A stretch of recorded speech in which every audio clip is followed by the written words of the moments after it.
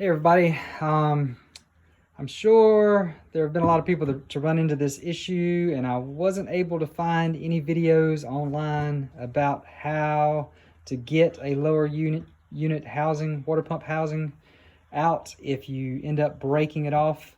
So I felt very compelled to make one. Got my two boys here, got Ethan, hey buddy, Jackson. They're kind of shy. This is like my fourth take, so they're already over it.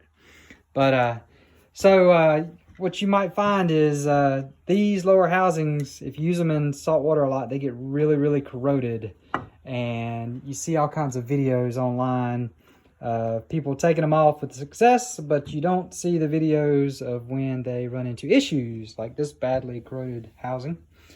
And what happened, and I think this probably happens in a lot of cases, but you don't see any videos about it. This bottom part of the lower housing will get broke off down in it, and I'll edit in a picture of it. It broke off down in there. But what you can do, I tried everything. I tried heating it up with MAPP gas, everything, PB Blaster, freeze off, you name it, I tried it. And then, I was left with the collar broke off down in there. And this is a $2,000 brand new lower unit. So I definitely didn't want to go that route.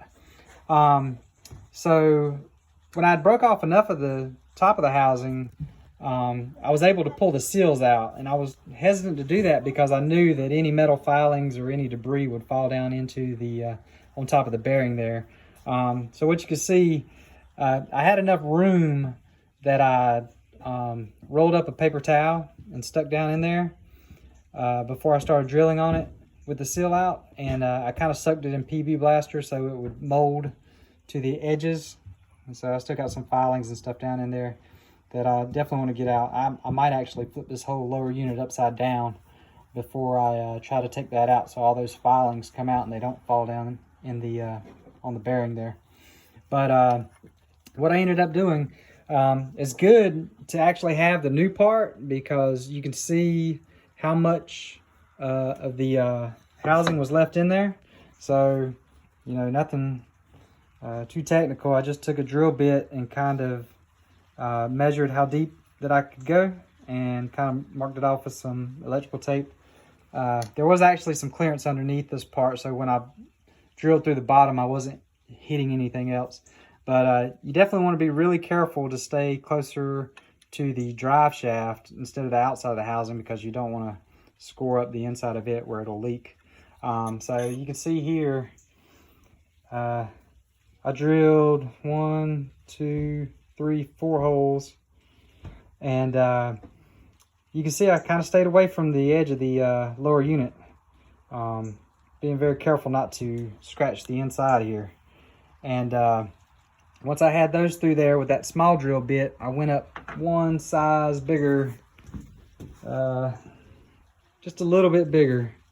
And then I was able to get a small screwdriver and actually come down on the inside of the hole and kind of knock out what was left of the edges there and there. I was actually able to do 2 holes pretty close here and here.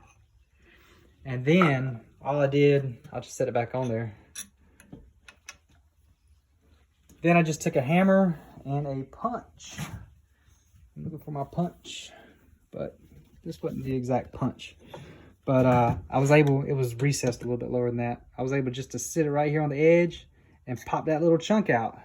And as soon as I did that, the whole inner side became loose, and I was just able to pry up on it a little bit with a screwdriver and was able to pop it out.